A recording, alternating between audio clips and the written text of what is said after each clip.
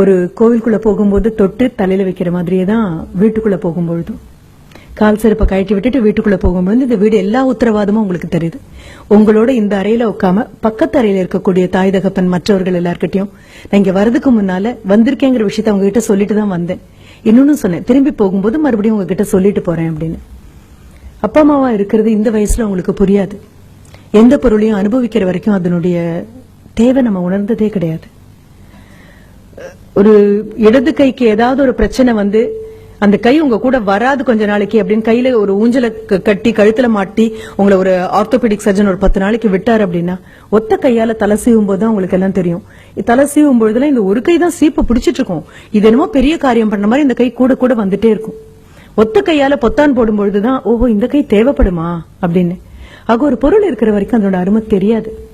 அப்பா அம்மாவும் பெரும்பாலும் அப்படியேதான், மூச்சு காற்று மாதிரி தான். மூச்சு விடும் போதெல்லாம் ஆஹா மூச்சு காற்று உனக்கு மிக்க நன்றி, நான் என்ன சுவாசிக்கிறேன் சொல்ல போறோமா என்ன? கண்டிப்பா மாட்டோம். மூச்சு அடிச்சா மட்டும்தான் பக்கம் பக்கமா திரும்புவோம், ஐயோ காத்து கிடைக்கலப்பா அப்படின்னு. அப்பா அம்மாவும் அதேதான். அந்த அறையில உட்கார்ந்துருக்காங்க. அஸ்திவாரங்கள் ஒரு நாளும் அழகா இருக்காது. இது வந்திருக்கிற குழந்தைங்க முதல்ல புரிஞ்சுக்கோங்க. நீங்க நினைக்கிற மாதிரி இது எங்க அம்மா இது எங்க அப்பா அப்படின்னு சொல்லி எல்லாரும் முன்னாலையும் நீங்க அவங்களை எம்பி பார்த்து உயரமா அவங்களை பார்த்து மகிழ்ந்த நாட்கள் எல்லாம் இருக்கும்பொழுது நீங்க 3 வயசும் 4 வயசும் அவங்களுடைய முழங்கால் உயரம் கூட இல்லாம இருந்த நாட்கள் அது. அவங்களுடைய விரலை பிடிச்சுக்கிட்டு அவங்க விரல் நுனியால உலகத்தை பார்த்த நாட்கள். அப்புறம் இடுப்பு அளவு உயரம் வளர்ந்தீங்க, அப்புறம் தோள் வந்தீங்க. இப்ப தோளையும் தாண்டி தோளுக்கு மிஞ்சிய தோழர்களாகத்தான் இந்த வயசுல வந்து உட்கார்ந்துருக்கீங்க. இப்ப நீங்க நினைக்கிற மாதிரி உங்க அம்மாவும் அப்பாவும் ஒரு விளம்பரத்துல வரக்கூடிய தாய் தகப்பன் மாதிரி கண்டிப்பா இருக்க மாட்டாங்க. விளம்பரத்துல வரக்கூடிய தாய் தகப்பன் வேணா நீங்க டாலர் ஆகணும், ஸ்மார்ட்டர் ஆகணும், பிக்கர் ஆகணும் அப்படின்னு ஏதோ ஒண்ணு கலந்து உங்க கையில கொடுக்க காலியான அந்த குவளையில ஏதோ இருக்கிற மாதிரி விளம்பரத்துக்காக நடிச்சு குடிக்கலாம். ஆனா இந்த தாய் தகப்பன் அப்படி எல்லாம் கொண்டு வந்து கொடுக்கற தாய் தகப்பன் இல்ல. உங்ககிட்ட ஆட்டோகிராஃப் கேட்கிற தாய் தகப்பன் இல்ல. இல்ல உங்க நண்பன் கிட்ட பாடா எங்க அம்மா பாருப்பா எங்க அப்பா பாருப்பா இதெல்லாம் இல்ல. எப்படியும் 40-45 தொட்டிருப்பாங்க, இல்ல தொடக்கூடிய தூரத்துலதான் இருப்பாங்க. எப்படியோ அம்மாவுக்கு ஒரு முதுகு வலியோ முழங்கால் வலியோ வந்துட்டு போகும். சொல்லாம ஒரு தலைவலி வரும். கலகலன்னு சிரிச்சுட்டு ஓடிட்டு இருந்த ஒரு அம்மா, நீ திரும்பின பொழுதெல்லாம் உனக்கு விதவிதமா சமைச்சு கொடுத்துட்டு இருந்த அம்மா கொஞ்சம் ஸ்லோ டவுன் ஆக ஆரம்பிச்சிருப்பாங்க. சமையல் கட்டுல நின்னு 1 நிமிஷத்துக்கு 2 நிமிஷம் எங்க வச்சேனே தெரியல, இப்ப அடிக்கடி ஞாபகம் மறதி வருது அப்படின்னு சொல்லுவாங்க. ஃப்ரிட்ஜை திறந்து வச்சுட்டு ரொம்ப நேரம் அங்கேயே பாத்துட்டு இருப்பாங்க. என்னம்மா அப்படின்னு. அதுதான் எனக்கும் புரியல, ஏன் ஃப்ரிட்ஜை திறந்தேன்னு எனக்கு தெரியல அப்படின்னு. அப்பா என்ன பண்ணுவாரு, சென்டர் ஸ்டாண்ட் போட்டு வண்டியை நிறுத்திட்டு இருந்த அப்பாவுடைய தலைகொள்ளாம இருந்த முடியெல்லாம் பார்த்து நீ இப்படி அண்ணாந்து பார்த்தது உண்டு. எல்லாம் கொழிஞ்சு இப்ப முன்னெத்தி எல்லாம் பின்னெத்தி வரைக்கும் போயாச்சு. ஆக அப்படிப்பட்ட அப்பா இப்ப சைட் ஸ்டாண்ட் போட்டுட்டு வராரு. அப்படியே வந்து உட்காந்து அப்பா அப்படின்னு கால் நீட்டுறாரு. அம்மா ஓடி போயிட்டோம்ல தண்ணி கொண்டு வந்து கொடுக்குறாங்க. நகர்ந்து நின்னு பாருங்க, ஒன்னும் அவசரம் இல்ல, விலகி பாருங்க. பார்க்க பரிணாம வளர்ச்சியில தாயும் தகப்பனும் முதுமையை நோக்கி எப்படி போயிட்டே இருக்காங்கன்னு பாருங்க.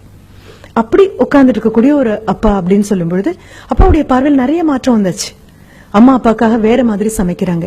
உங்களுக்கு ரோஸ்ட் போட்டு 4 பக்கம் நெய் ஊத்தி எண்ணெய் ஊத்தி எல்லாம் பண்ணி போதுமா முருகலா இருக்கா அப்படின்னு அந்த தோசைக்கல்ல விட்டு தோசை ஐயோ எடுத்துட்டு என்ன இதுக்கு மேல இருந்தா தீஞ்சு போயிருவேன் அதுவே எழுந்து வர அளவுக்கு அதை முருகலா பண்ணி கொண்டு வந்து கொடுத்து காதுல ஒரு பென்சில் மாதிரி ஒண்ணு வச்சுட்டு என்னப்பா உனக்கு வேணும் அப்படின்னு பக்தி பரவசத்தோட பாக்கும்போது இன்னும் ஒண்ணு கூட அப்படின்னு சொல்லுவீங்க. ஆனா அப்பா கிட்ட பாத்தீங்கன்னா இந்த முருகல் தோசை எல்லாம் போய் ரொம்ப நாள் ஆச்சு. ஒரு இட்லி பாத்திரம் மூடி எடுத்து வச்சு அம்மா மூடி வச்சு இது பண்ணிருப்பாங்க.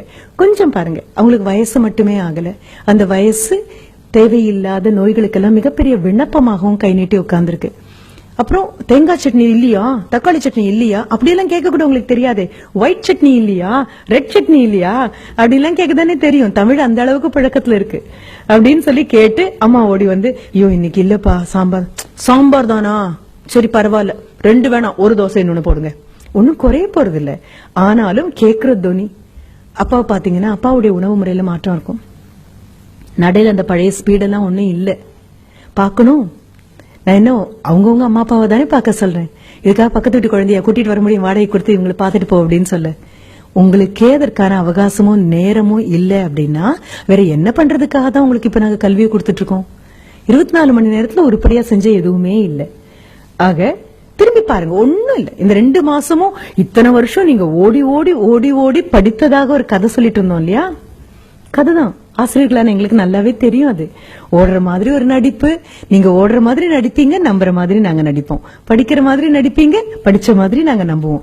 இதுக்கு நடுவுல ஏதோ சில மார்க். இது அத்தனையும் தாண்டி இந்த 2 மாசத்துல எத்தனை பேர் அப்பாவுக்காகப்பா நான் வண்டி பண்ணி தரேன்ப்பா, நான் ஏன் பண்றேன்ப்பா, உட்காருங்கப்பா, இது என்னப்பா இது, தோளுக்கு மிஞ்சி வளர்ந்தாச்சு, அப்புறம் நான் பாத்துக்கிறேன்ப்பா எல்லாம். இதற்காக அடுத்த குழந்தைய வாடகை எடுக்க முடியாது. நீ சின்னதா பிறக்கிற வரைக்கும் எல்லாம் கேட்டது, மகனா மகளான்னு யாரும் கேட்கல, சார் பையனா பொண்ணா அப்படின்னு. பிறந்த உன்னை கையில எடுத்ததுக்கு அப்புறம் பையன் பொண்ணெல்லாம் கிடையாது, அந்த வார்த்தைகளே இல்ல.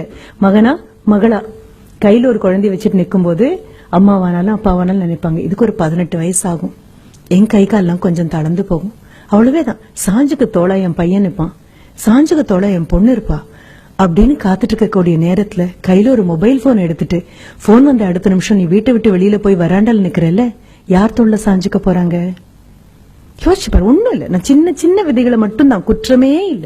நமக்கு தெரியாது, நம்ம இன்னும் குழந்தைங்களா இருக்கும். அப்பா அம்மா முடிஞ்சதா, தாத்தா பாட்டின்னு வீட்டுல இருக்காங்க. இந்த தாத்தா பாட்டி பண்ண பெரும் தியாகம் தான் அப்பா அம்மாவா வந்திருக்கோம். அப்பாவும் அம்மாவும் பண்ண பெரும் தியாகம் தான் நீங்க இங்க வந்திருக்கீங்க. இது அத்தனையும் புரிஞ்சுக்கோங்க. அடுத்தது பள்ளிக்கூடத்துல இருக்கக்கூடிய அந்த ஆசிரியர்கள் ரொம்ப அழகா இருக்கும். எனக்கு ரொம்ப சந்தோஷமான அனுபவமாக நான் பகிர்ந்து கொள்ளக்கூடியது. ஒரு 3 வயதாக இருக்கும்போது என்னுடைய மகன் பள்ளிக்கூடத்துக்கு போயிட்டு எல்கேஜிக்கு போயிட்டு திரும்பி வந்து அவன் என்கிட்ட சொன்னது, my teacher is very beautiful அப்படின்னு சொன்னான். இந்த வார்த்தை ஆச்சரியமா இருந்தது. அது ஒரு 3 வயது குழந்தை போய் பள்ளிக்கூடத்துல திரும்பி வந்து அன்றே சொன்னது ரொம்ப ஆச்சரியமாக இருந்தது. சரி, ஒரு 2 நாள் கழிச்சு போய் இந்த பியூட்டிஃபுல்லான டீச்சரை பார்க்கலாம் அப்படின்னு. ஆனா அதுக்கப்புறம் அவன் அளக்க முயற்சி பண்ணினான். அவங்க ஆசிரியர் ரொம்ப அழகா இருக்காங்களா, அந்த அழகு எவ்வளவு நீளமாக இருக்கும் அப்படின்னு சொல்றதுக்காக நாங்க இருந்த வீட்டுல இருந்து ஒரு குறைந்தபட்சம் 10 கிலோமீட்டருக்கு அந்த பக்கம் இருக்கக்கூடிய ஒரு இடத்த சொல்லி, she is beautiful from our house to Gandhipuram, வீட்ல இருந்து அந்த காந்திபுரம் அளவுக்கு அழகா இருக்காங்க அப்படின்னு. இது அளக்க கூட முயற்சி பண்றானே, கண்டிப்பா இந்த ஆசிரியரை பார்த்தே ஆகணும். ஒரு 4 நாள் கழிச்சு போனா தலையெல்லாம் குப்புன்னு நரைச்சு தோளெல்லாம் சரிஞ்சு சுலபமா ஒரு 58 தாண்டி இருப்பாங்கல்ல, தாண்டறதுக்காக இருப்பாங்க. அந்த ஆசிரியர் ஏன் அழகா இருந்தாங்கன்னு எங்களுக்கு எப்ப புரிஞ்சது அப்படின்னா, வரக்கூடிய ஒவ்வொரு குழந்தைகிட்டையும் அந்த குழந்தை உயரத்துக்கு மண்டி போட்டு அந்த குழந்தை உயரத்துக்கு தோளை அரவணைச்சு, ஆமா நேத்து ஏன் வரல, ரொம்ப மிஸ் பண்ணேன் தெரியுமா உன்ன அப்படின்னு சொன்னாங்க. அவங்க பேருக்கு பின்னால என்ன பட்டம் தெரியாது, அது என்ன பேருன்னு தெரியாது, எத்தனை வருஷம் அனுபவம் தெரியாது. ஆனா ஒண்ணு தெரியும், குழந்தைங்களை அவங்களுக்கு தெரியுது, குழந்தைங்களுக்கு அவங்கள தெரியுது. அவ்வளவேதான். அரவணைச்சு கூப்பிட்ட போது நான் நினைச்சேன், ஐயோ என் பையன் அளந்த தூரம் 10வது போல இருக்கே, இன்னொரு 100 கிலோமீட்டருக்கு அந்த பக்கம் வரைக்கும் ஒரு இடத்த சொல்லி அவ்வளவு அழகா இருக்காங்க. ஒரு ஒற்றை நிமிடம் உங்களுடைய 1ஆம் வகுப்பிலிருந்து 12ஆம் வகுப்பு வரைக்கும் உங்க விரல பிடிச்சு உங்களை கூட்டிட்டு வந்த ஆசிரியர்களை ஒரு நிமிஷம் யோசிச்சு பாருங்கன்னு சொன்னதனுடைய அர்த்தம் அதுதான். இந்த அஸ்திவாரங்கள் அழகாவே இருக்காதுப்பா. அஸ்திவாரம் அழகா இருக்காதுன்னு சொல்லும் போதுதான் இந்த 3 பேரை நான் சொன்னேன். அம்மாவும் அப்பாவும் ஆசிரியர்களும் நீங்க நினைக்கிற மாதிரி அழகா இருக்கணுங்கிற அவசியம் கிடையாது. ஆனா இன்னி தேதிக்கு உலக பேரழகி யார் அப்படின்னு சொன்னா, ஒரு 10 ஜட்ஜ் உட்கார்ந்து திருப்பி ஒரு 15 கேள்வியை கேட்க, முகம் எல்லாம் திருத்தப்பட்டு, உயரங்கள் எல்லாம் திருத்தப்பட்டு, உருவ அளவுகள் திருத்தப்பட்டு உங்க முன்னால கொண்டு வந்து நிறுத்தக்கூடிய பெண் அல்ல உலக பேரழகியாக இருக்கும். கண்ணமுடி பாத்தீங்கன்னா அவங்க அம்மாவை மிஞ்சி ஒரு அழகி கிடையாது. உலக பேரழகன் யாராக இருக்க முடியும்? தோல் தளர்ந்து, முகத்தை சுத்தி, கண்ணை சுத்தி கருவளையம் வந்து, தலையில் இருக்கக்கூடிய முடியெல்லாம் கொட்டி ஒரு நிமிஷம் பெருமூச்சு விட்டு, இந்த பையன் படிச்சு மேல வந்துட்டானா போதும்பா, எனக்கு ஒண்ணும் கொடுக்க வேண்டாம், அவன் காலை ஊனிக்கட்டும் அப்படின்னு ஒவ்வொரு நாளும் உங்களுக்கு தெரியாம மனதுக்குள்ள பிரார்த்திக்கக்கூடிய உங்க அப்பாவை மிஞ்சி உலகத்துல பேரழகான ஒரு உருவம் எதுவுமே கிடையாது. நீங்க வரீங்கன்னு தெரிஞ்சு ஊரார் பிள்ளைய ஊட்டி வளர்க்கணும் அப்படிங்கறதுக்காகவே ஒவ்வொரு நாளும் கல்வியை டிஃபன் பாக்ஸ்ல போட்டு சுமந்து திணிச்சு அமுக்கி கொண்டு வரக்கூடிய உங்க ஆசிரியரை விட மிகப்பெரிய ஒரு நபர் உலகத்துல கிடையாது. ஆனா இது 3 அஸ்திவாரம். எந்த கட்டடத்துக்கும் அஸ்திவாரம் அழகா இருக்க வேண்டிய அவசியம் கிடையாது.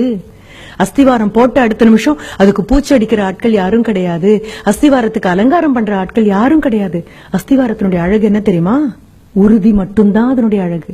தாயும் தகப்பனும் சொல்லிக் கொடுத்த ஆசிரியரும் உங்களை உருப்பட வைக்கிறதுங்கிற ஒற்றை எண்ணத்துல உறுதியா நிக்கிறதுனால மட்டும்தான் மேலெழும்பக்கூடிய கட்டடங்கள் அவ்வளவு அழகா இருக்கு. உங்களுடைய ஜியோமெட்ரி பாக்ஸ் இருக்கும் தெரியுமா? அந்த ஜியோமெட்ரி பாக்ஸ் காம்பஸ்னு ஒன்னு இருக்கும். அந்த காம்பஸ்னுடைய ஒத்த கால ஊனி அசையாம அது நின்னா மட்டும்தான் அடுத்த கால் எவ்வளவு பெரிய வட்டம் வேணாலும் சுத்த முடியும்.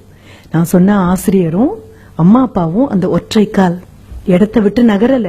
நீங்க எங்க வேணாலும் போயிட்டு வாங்க, எத்தனை பெரிய வட்டம் வேணாலும் போடுங்க, அத்தனை பெரிய வட்டமும் வட்டமா ஒழுங்கா அமையணும்னா இந்த ஒத்த கால் இருக்கிற இடத்தை விட்டு நகராம தவம் பண்ணின மாதிரி காத்து நின்னா மட்டும்தான். இந்த போன கால் சுத்திட்டு வராமையும் போகலாம், போன கால் திரும்பியும் வரலாம். வந்ததுக்கு அப்புறம் கூட ஆஹா நீ இவ்வளவு உறுதியா நின்னதுனாலதானே நான் போனேன் அப்படின்னு யாரும் ஒரு வார்த்தை கூட சொன்னதில்லை. இந்த 3 பேருக்காகவும் ஒரே ஒரு தடவை மனசார கைத்தட்டிடுங்க.